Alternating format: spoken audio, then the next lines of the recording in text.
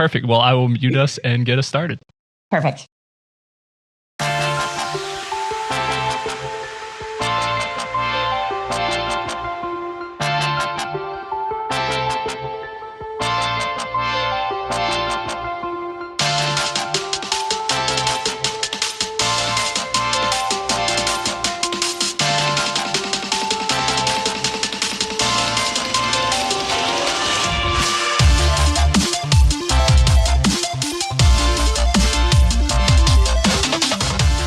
Welcome to Run with Purpose. This is episode number 85. And for those of you that are new to the show, my name is Flores, and I'm so very glad that you found this podcast. Would love if you would subscribe. And as always, you can reach out to me on all of the socials everywhere at flores.run. Today, we have a guest that I'm very excited to have a conversation with. I found her podcast a few weeks ago called Holistically You. It's very, very good. The conversations that she has with guests, and then also just like her own thoughts and her own story. I was telling her before we started recording that I didn't want to listen to all the episodes because I didn't want to kind of get like too far into it. I wanted to hear her story from her. But Amanda, thank you so much for being on the podcast today. Thank you for having me. I'm so excited, and thank you for those kind words. It means a lot to me.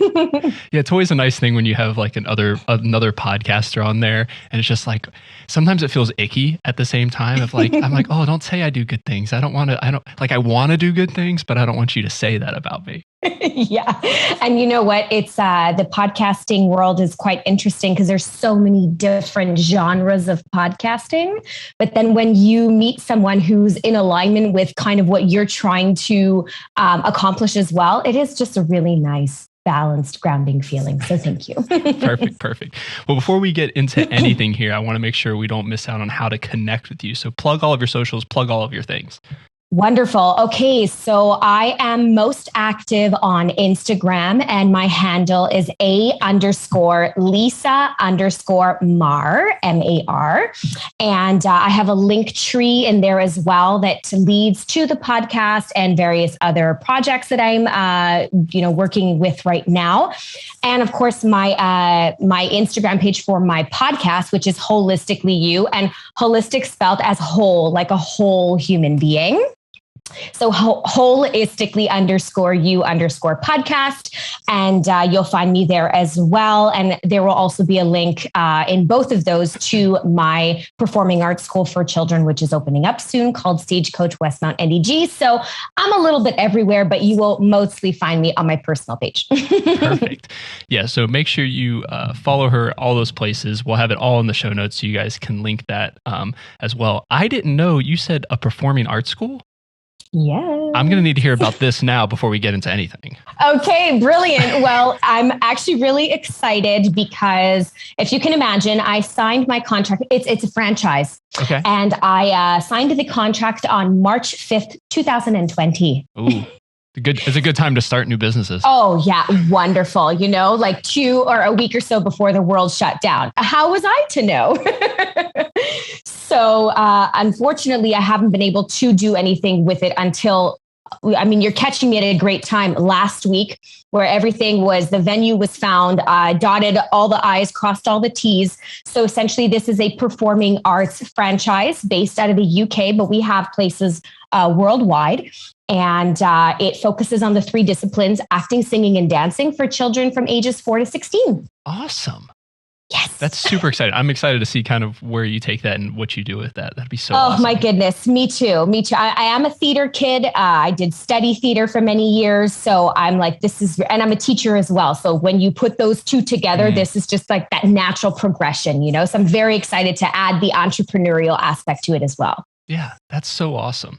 And then another thing I didn't want to skip over when you had talked about it in your little plugging section there.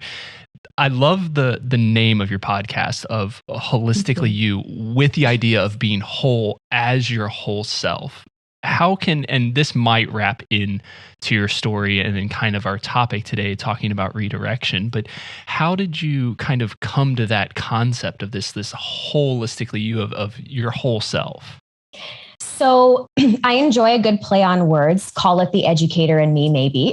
And, organically the name came to me, and this seems odd, but as I was getting a massage, so I was kind of self-caring it up, so to speak. And I was like, I remember wanting to jump off the table to write this down because I envisioned this hole in parentheses as a part of, we have to develop our mental as well as our spiritual, our physical aspects and parts of ourselves. Sometimes we focus on one more than the other, but I truly believe that if we are working in harmony with all of the aspects, then we can really start to integrate the parts of ourselves that create the best version. It's a work in progress. It's not always easy, but it is a process that I've really been working on through the past, I would say, let's call it 6 or 7 years of my life. And it really has led to big exploration, but big discovery of who I am, on all of those fronts. So yeah, it was play on words / also really understanding that I wanted to develop my whole self in order to create the best version of who I am, who I want to be. Yeah. And that idea of like exploration and discovery, I think it can get so lost because a lot of times people are only out for the exploration or maybe even only out for the discovery. They want to find themselves, but they're not willing to kind of explore the avenues to figure out what that actually means to kind of find their true self and kind of their understanding. Obviously, my show is all about running your life with purpose and intentionality. So it kind of goes hand in hand with this idea of taking those additional steps, taking them with purpose, with some sort of end in mind, not necessarily knowing what that end's going to be, but being able to discover what that end is for you.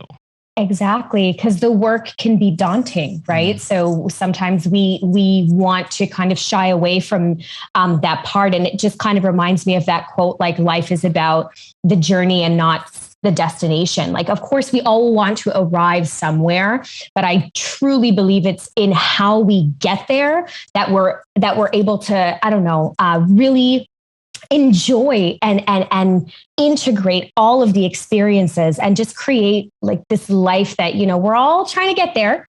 But it's in the creation. For sure.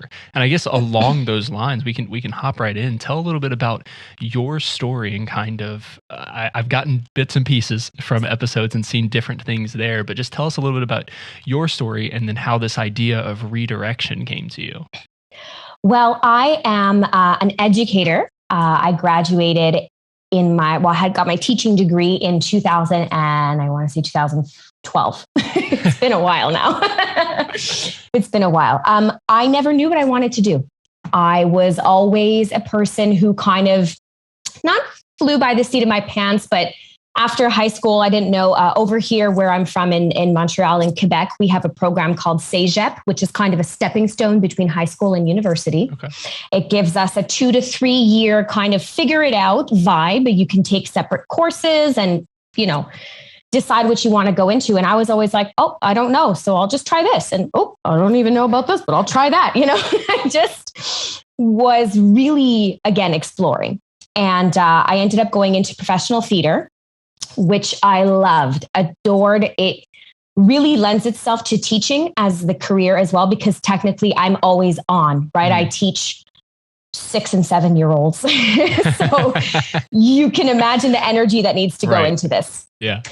So I graduated professional theater and again, did not know what I wanted to go into university doing. And my sister-in-law said to me, she's like, well, hey, why don't you apply into education? I feel like it's something you'd be good at. And I was like, okay, sure. Why not?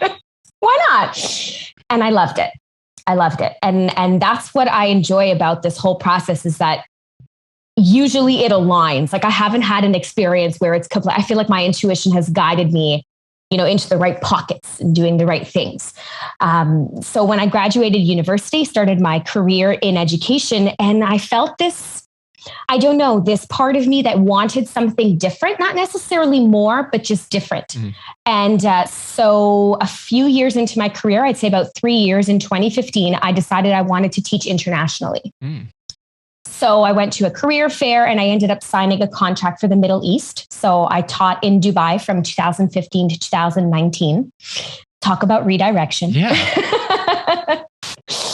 So that was just something that pulled me. You know, I didn't necessarily want to go to the Middle East. That's not what I had in mind.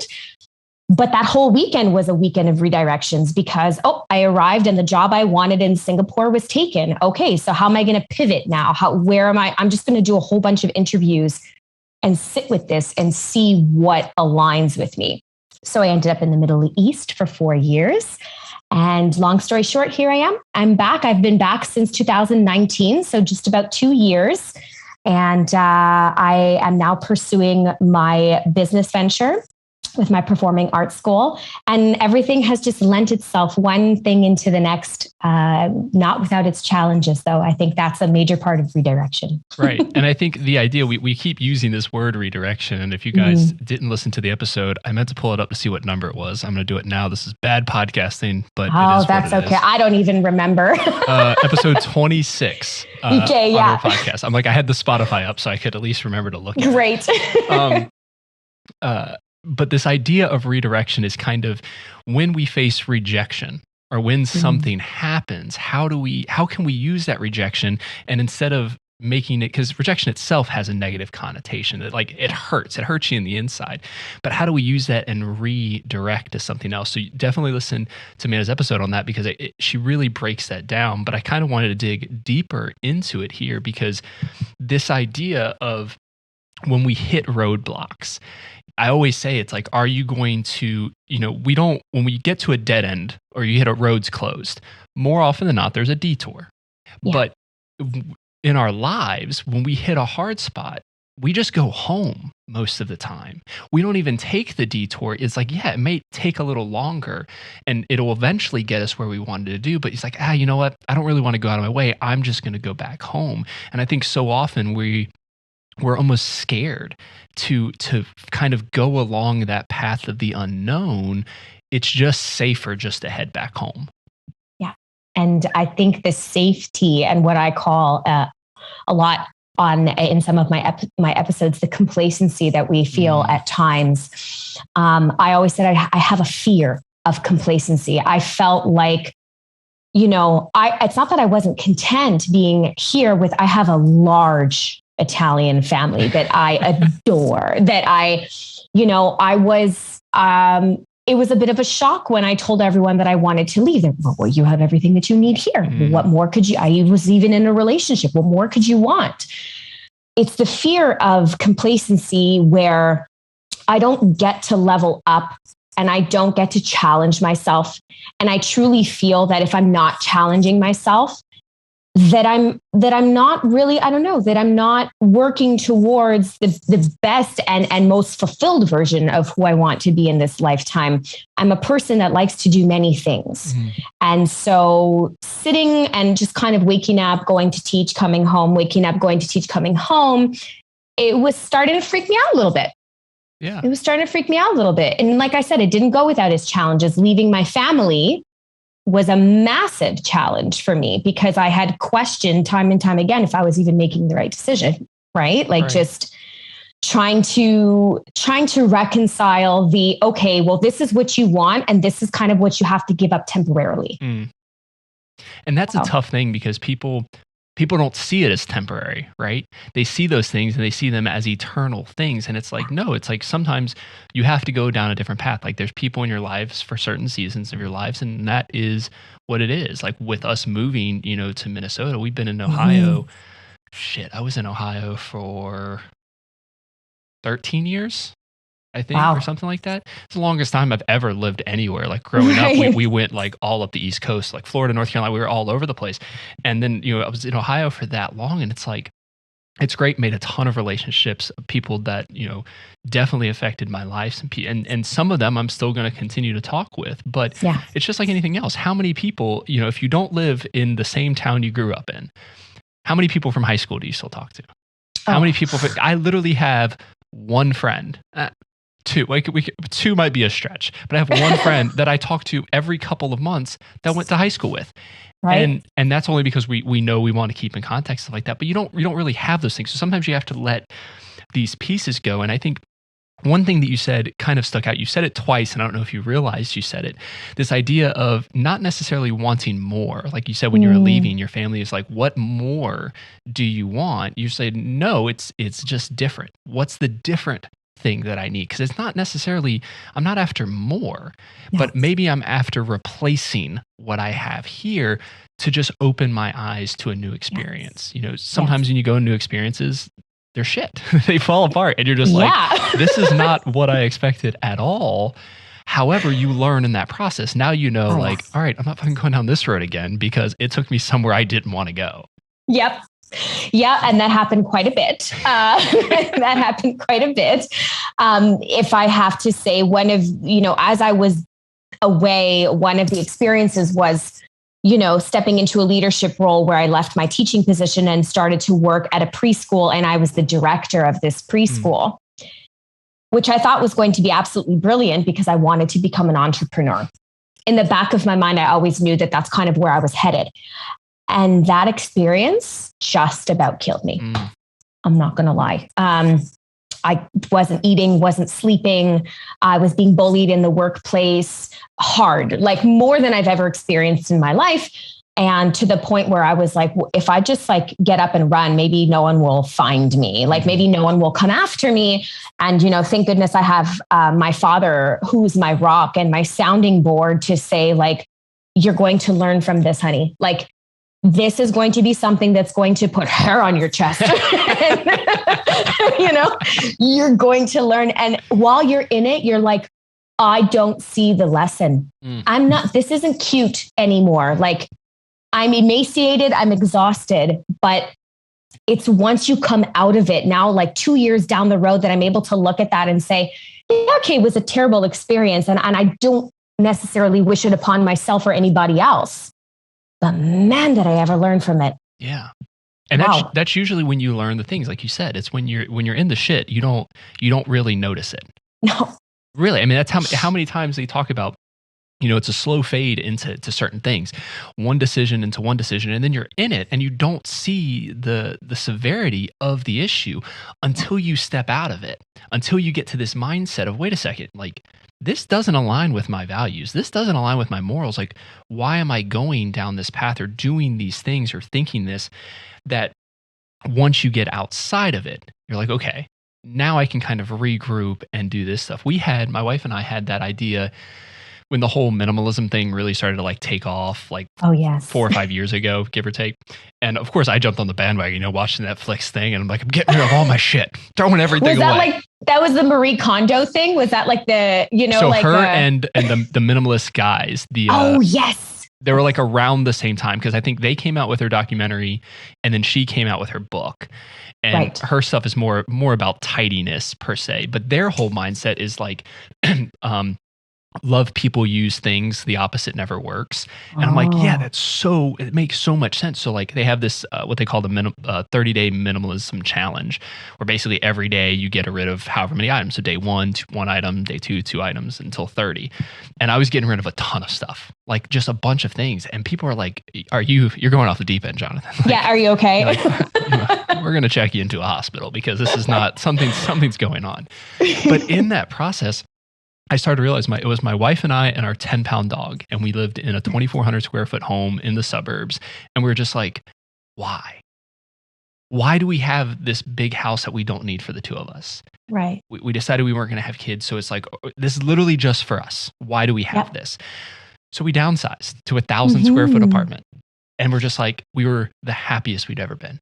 Yeah. And we're it's crazy when you kind of get out of that situation and you can kind of realize it.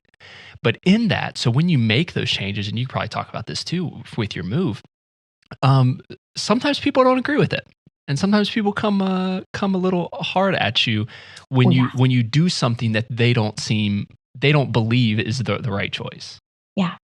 Yes. And what I've learned is that most of that is a projection of some type of insecurity or of something that perhaps they wish they could do but can't.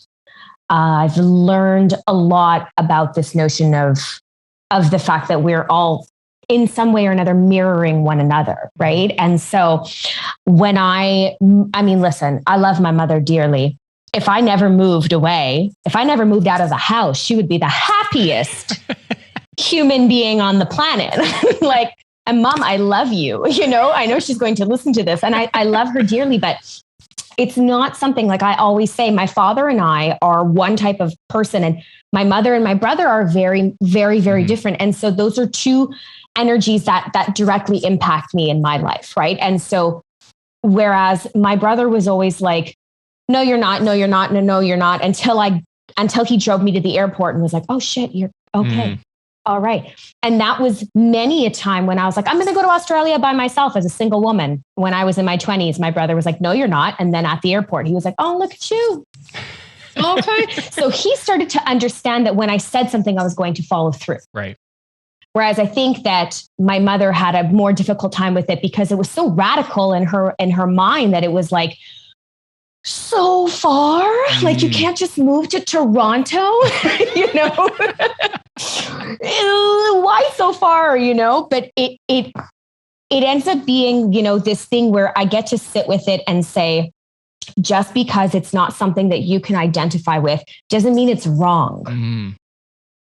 And I don't ever expect anyone to sit down and truly understand my thought process and my mindset, because that's mine. Right. It's what I believe in, and they have those same sets of values and mindsets themselves and perspectives.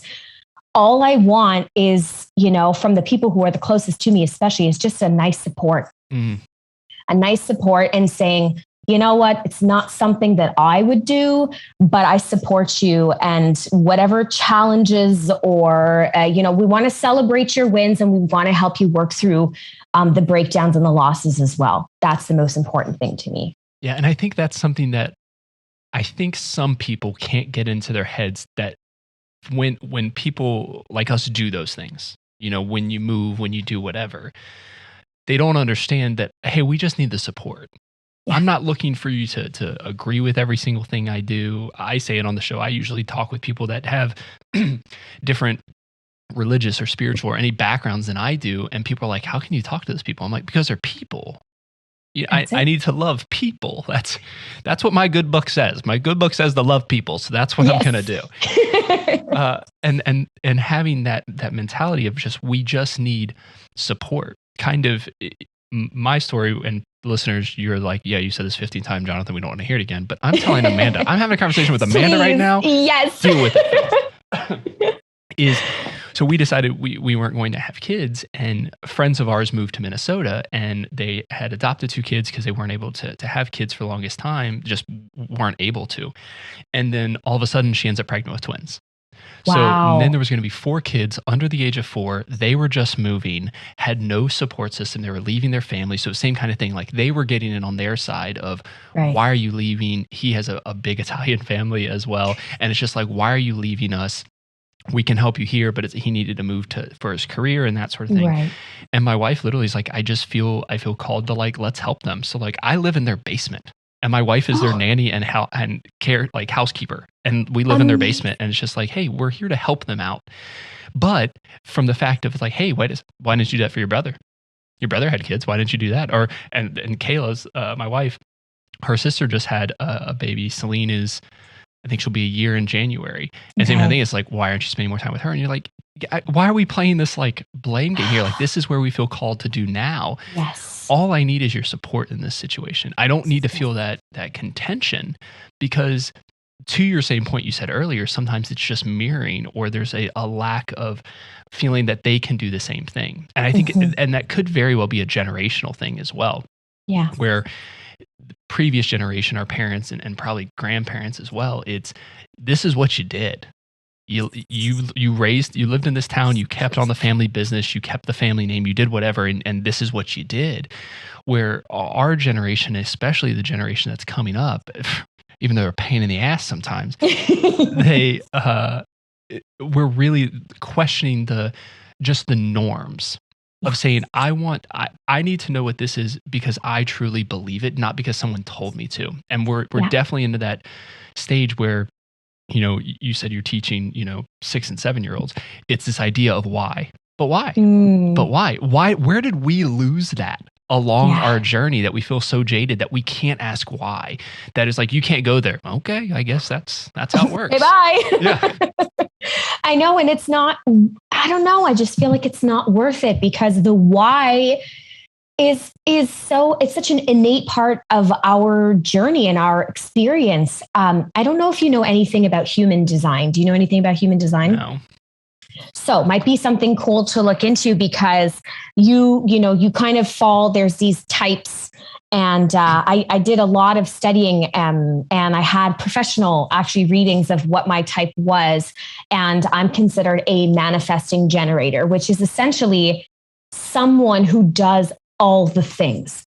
And until I truly understood what that meant for me, because I always sat down and said, so I didn't say why in a curious way. What I would question is myself, why are you feeling like that? Like why just stop, just kind of put a lid on it because like I said earlier, you have everything that you need, right? So why do you feel the sense of wanting to go out there and do this and do that? And now I'm starting to understand that is one of the most powerful parts of who I am, is the fact that I want my hand in so many different things. I want to podcast. I want to run a business. I want to teach. I want to tutor. I want to be an aunt. I want to be a partner. I want to be the best sister I can be.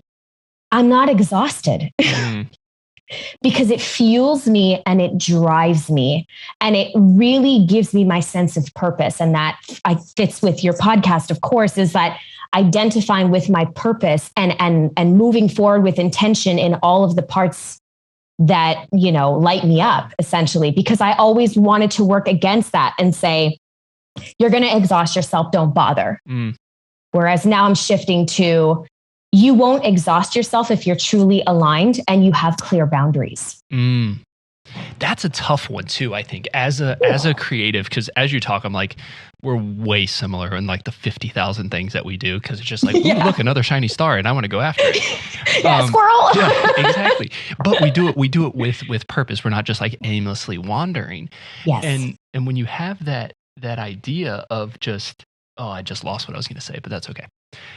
We're very similar in that creative aspect where we jump from thing to thing, and to others it may seem like, hey, slow down, take a break, but we need that to kind of continuously be learning things, to continue moving on. I've played guitar most of my life, and I just got a new guitar when we moved. It was my moving present to myself. Very good. Because why not? I sold my other one. And I was like, I sold it. Now we don't have to put it in the moving truck. I'll just have a new one shipped to the new house. Brilliant. That makes perfect sense, right? Just spending more money.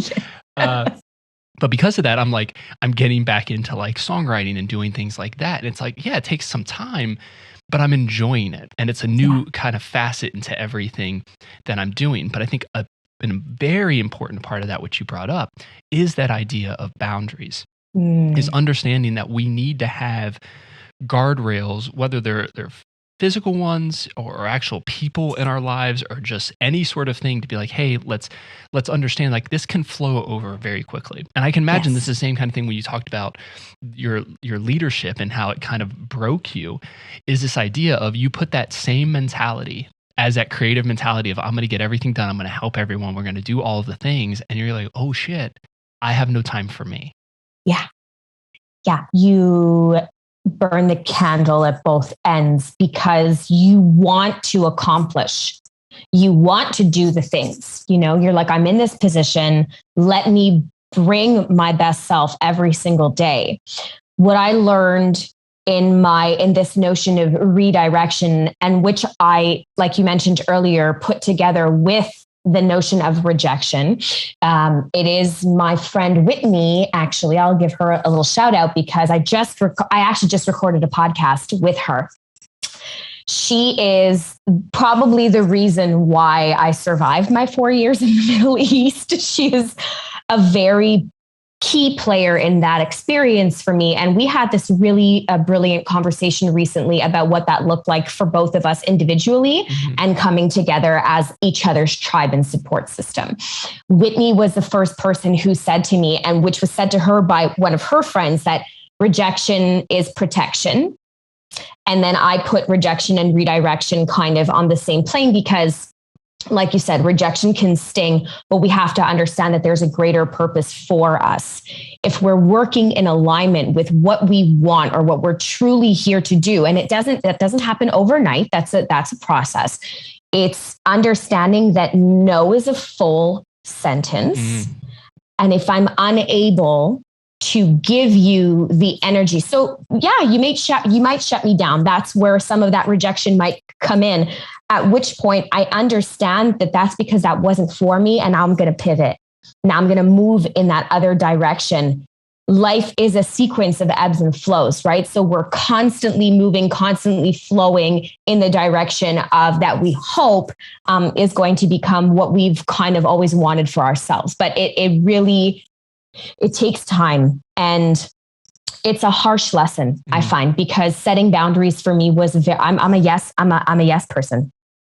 I'm a yes person, and I'll give until I have nothing left to give for myself, to the point where I'm sleeping all day or I'm sitting at a red light and I'm like, I don't want to go there. So maybe it won't turn green today, like, because I wasn't able to set the clear boundaries for myself. And it may come off as harsh to people now who sit down and say, wow, okay, that's a big change. That's a big shift from who you were before. Yeah, but who I was before wasn't working for me.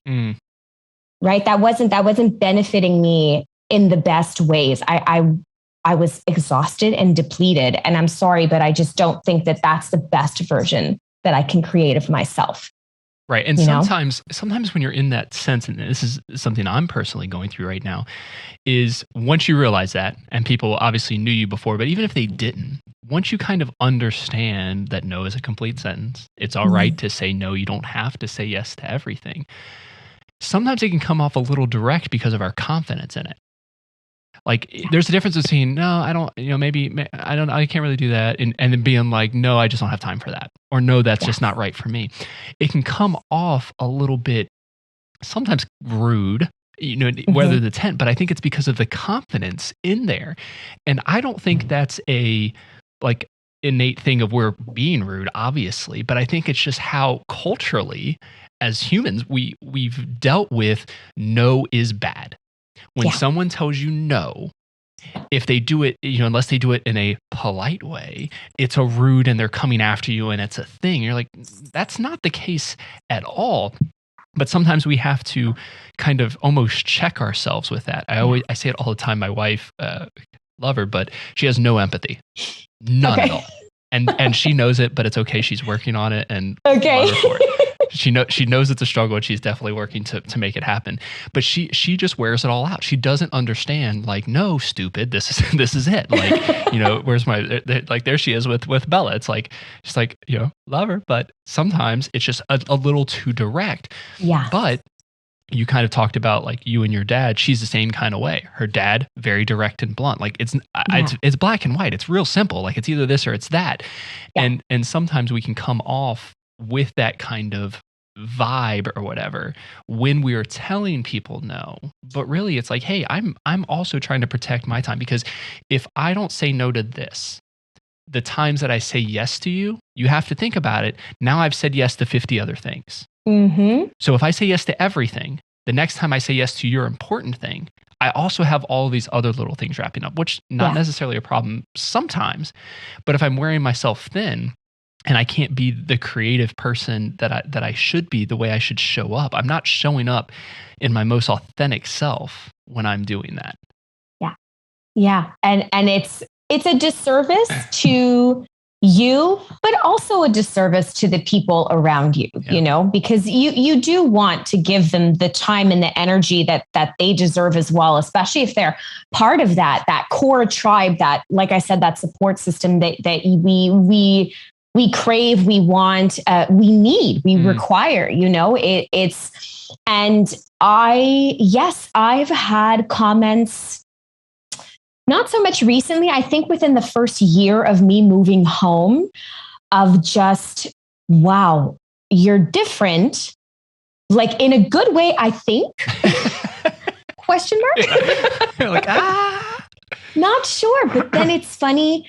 to see the juxtaposition now with the people who knew me in the Middle East and saw me at my worst. I was also very ill for the first year because I was so homesick.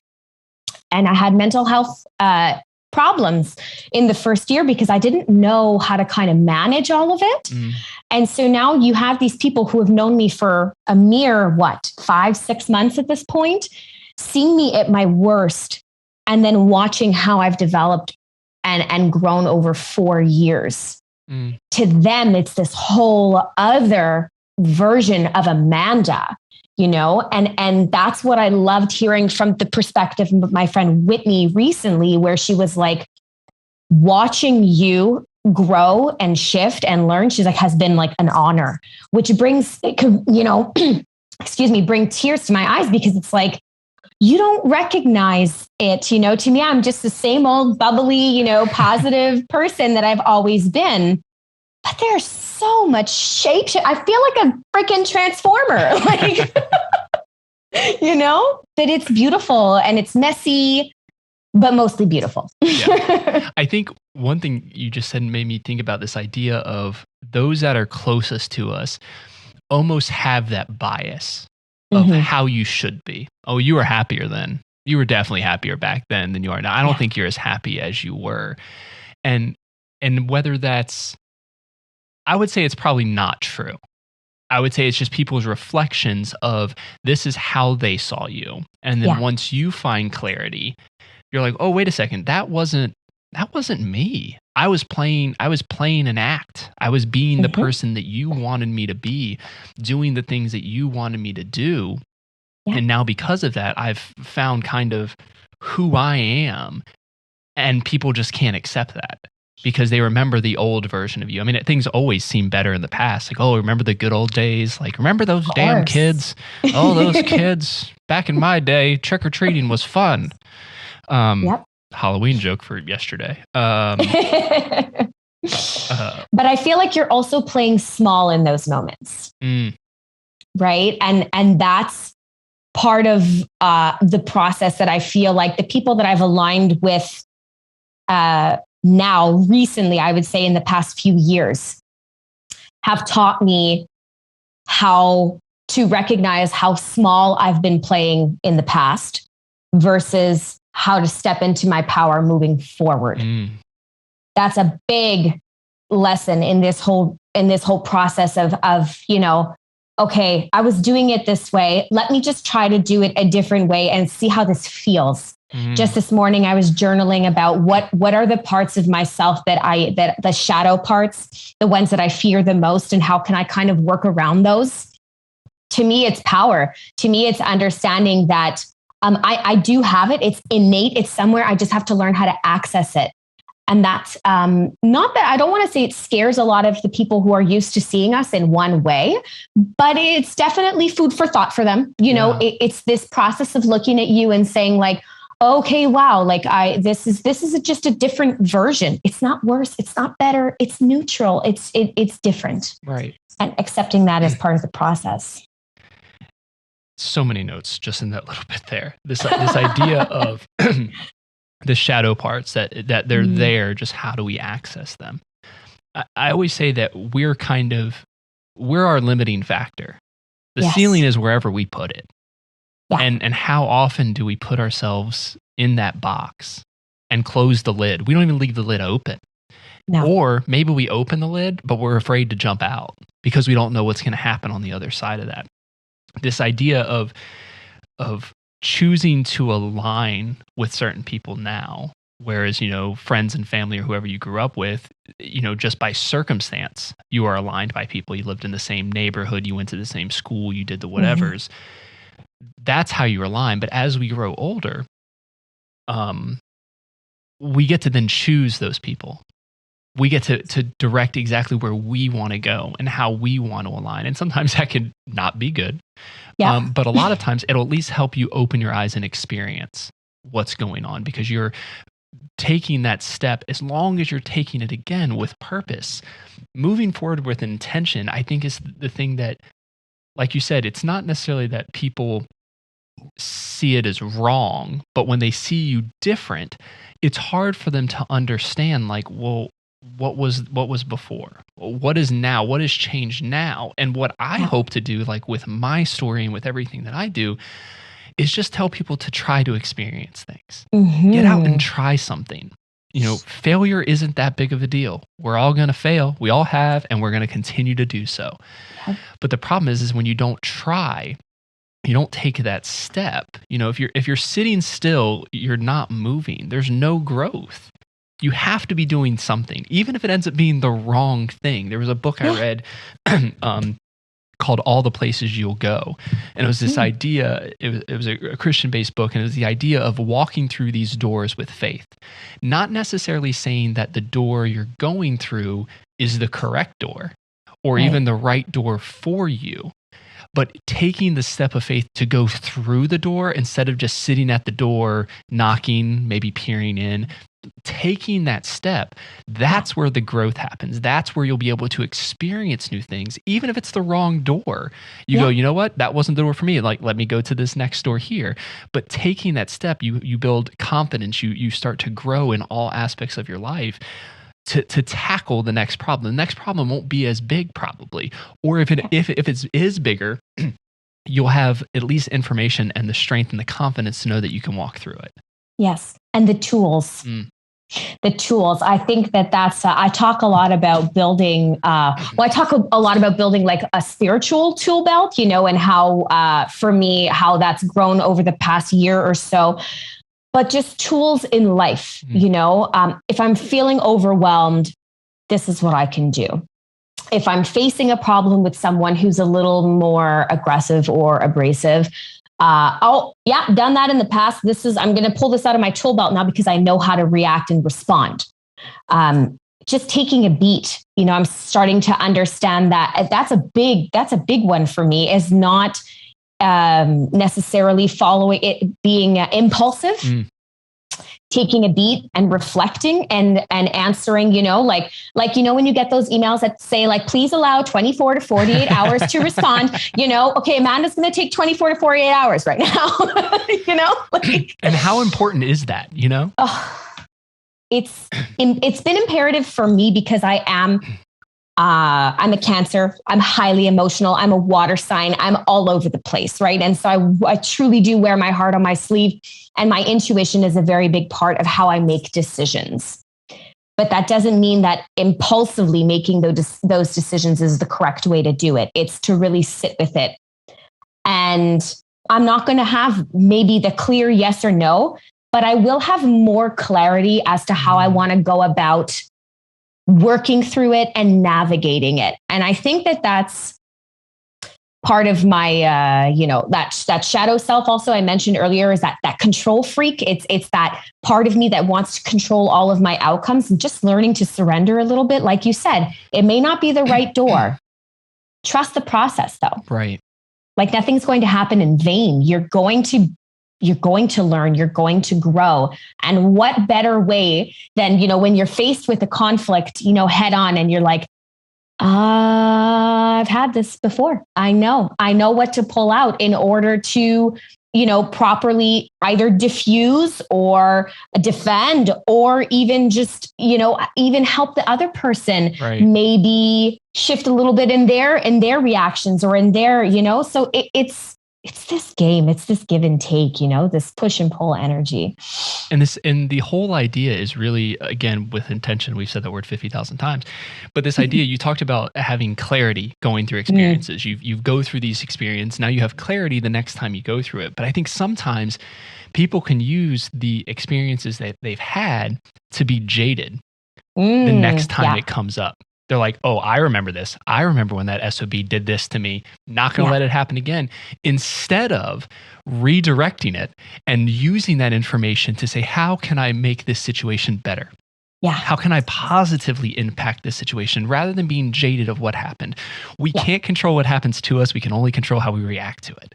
Absolutely. So if we keep going after that of like, hey, we have the clarity in this experience. I see how it played out last time. This is how I reacted. Maybe I react different.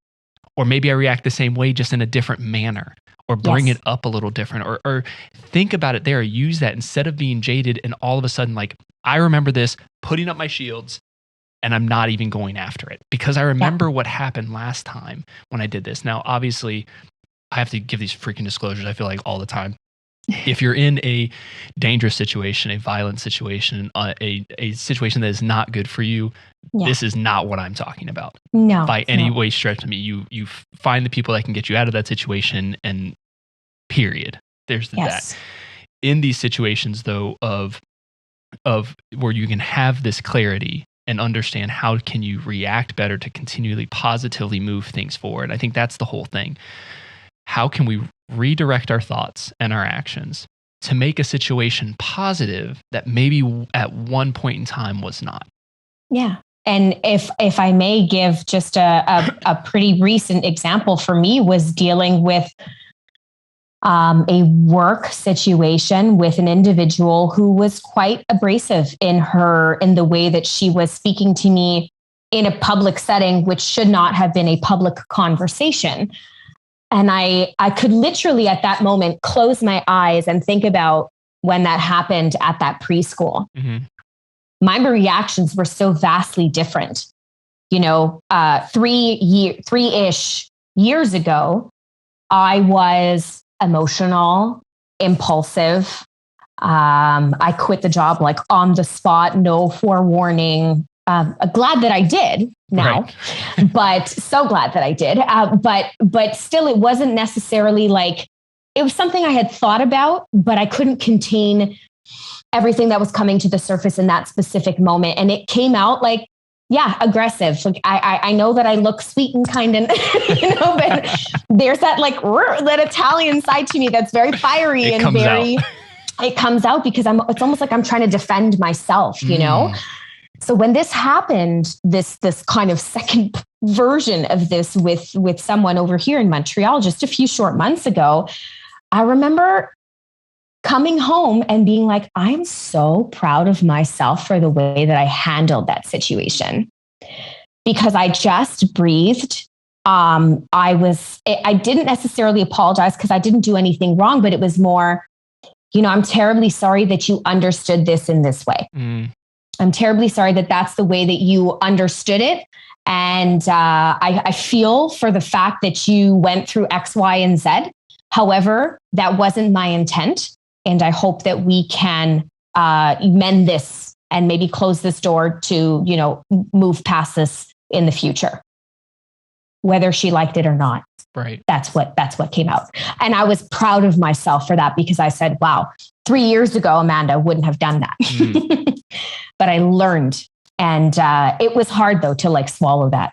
Yeah. Because it's innate. It's in us. It's in us itself to be like, to that defense thing is we grow up, even though people teach us, our parents teach us to share and to do all of these things.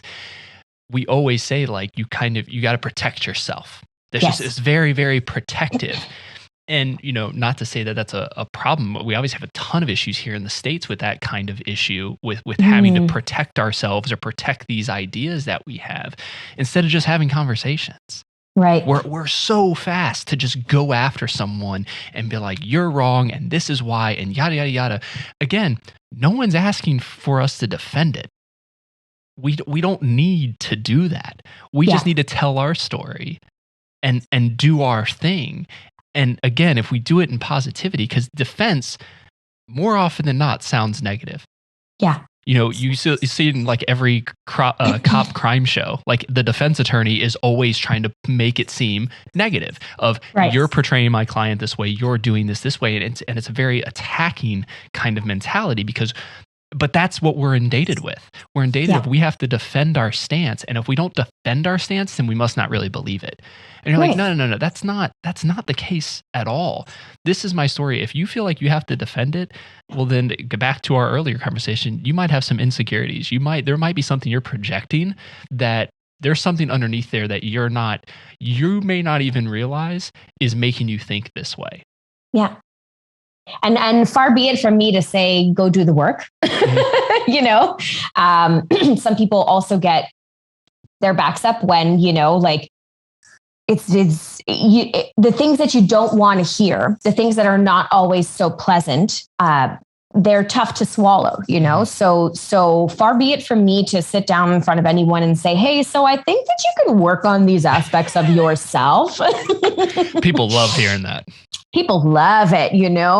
Mine came from me. I remember sitting down one day last year, having one of the biggest anxiety and like panic attacks of my life, and saying, something's got to give.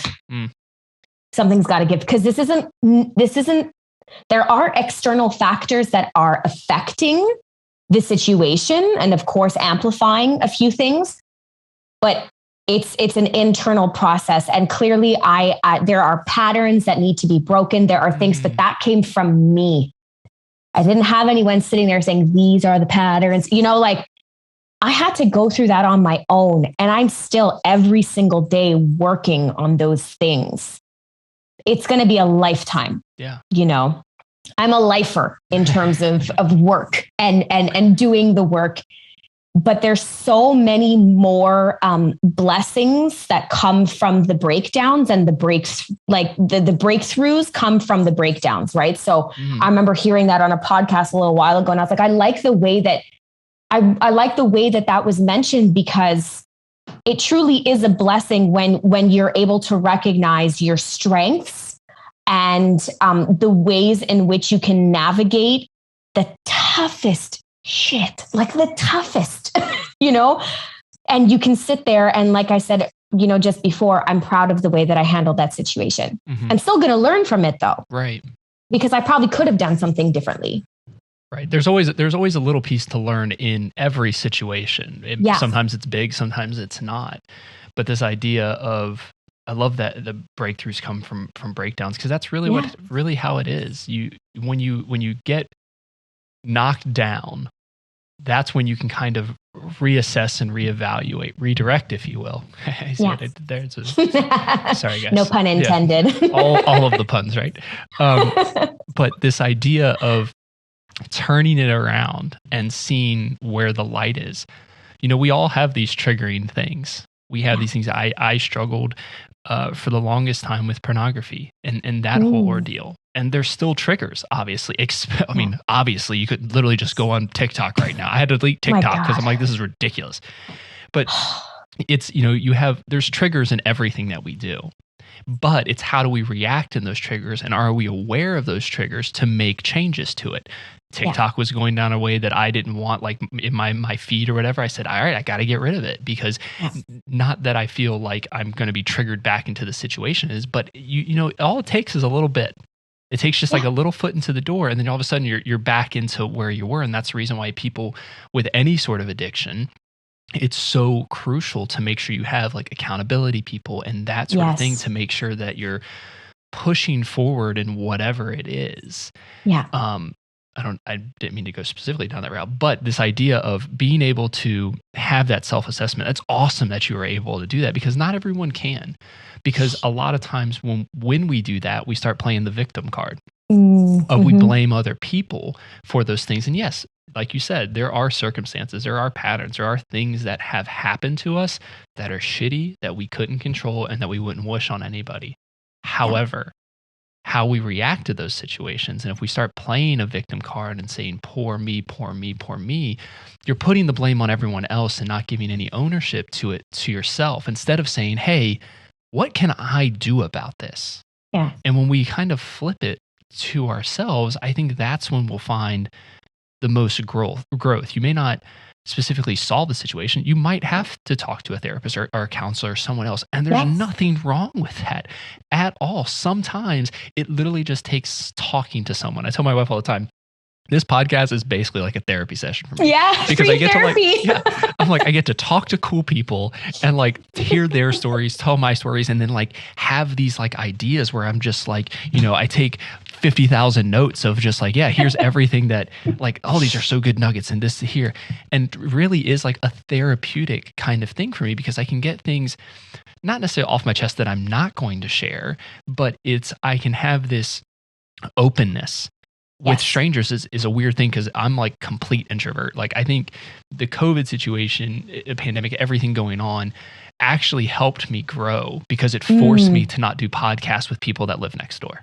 Right. To just have people locally. I was like, hey, let's reach out on Instagram and get some video interviews and do these things. It's helped me grow in that aspect. And I think that's why I do like the video version of my podcast too, because it just feels that much more authentic. Like, hey guys, like this shit's real. Like this is what I look like right now. And this is the things that I'm doing. It's like the lights are all a show to make it look better than it actually is. But when we come through with our authentic self, people see that.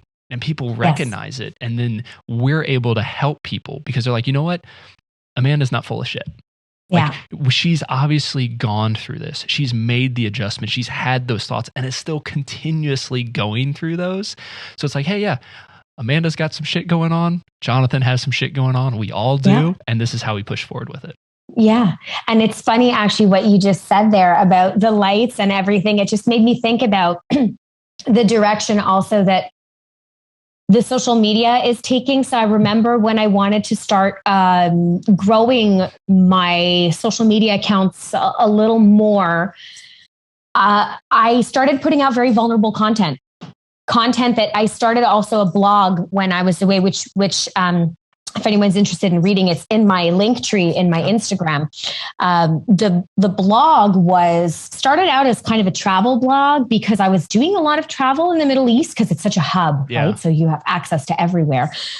But I was like, well, I'm not like a travel blogger. Like that's not where my heart is. My heart is in the experiences that came from it and the realizations that I had because I was going to places like India and Sri Lanka and Bali to center and to ground myself, excuse me. And also just, I don't know, tap into parts of myself that I don't know that I would have had I been in those circumstances, those situations at that moment.